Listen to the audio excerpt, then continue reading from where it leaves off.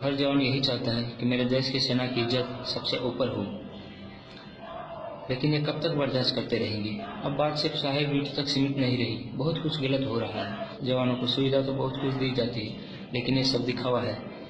बहुत सारी यूनिटों में खाना भी दिया जाता है तो सिर्फ जिंदा रहने के लिए, ना कि ज़रूरत के लिए। सबसे सस्ता सब्जी, सबसे सस्ता फ्रूट और सबसे घटिया खाना दिया जाता है, लेकिन इन बातों का मेरे पास कोई प्रूफ नहीं है, इसलिए ज़्यादा कुछ नहीं कहूँगा।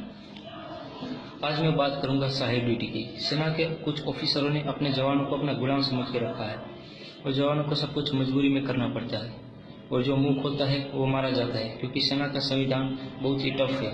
मैं नहीं चाहता था कि सेना की बात कभी सोशल मीडिया में आई, इसलिए मैं 2 बार छुट्टी लेके प्रधानमंत्री ऑफिस और रक्षा मंत्री ऑफिस गया।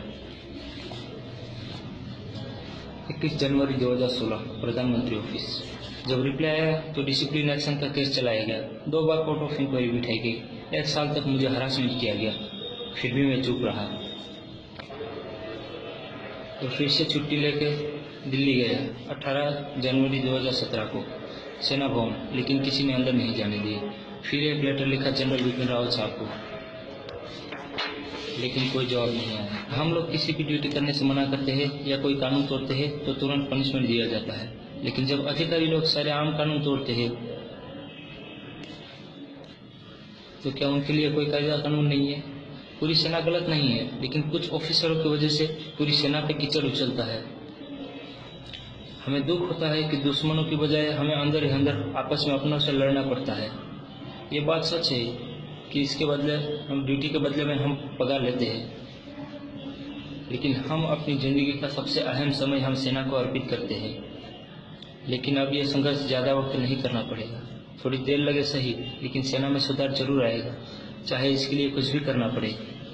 इतिहास गवाह है कि सेना इस बात को कभी एक्सेप्ट नहीं करेगी, लेकिन मैं अपनी बातों पर कायम हूँ।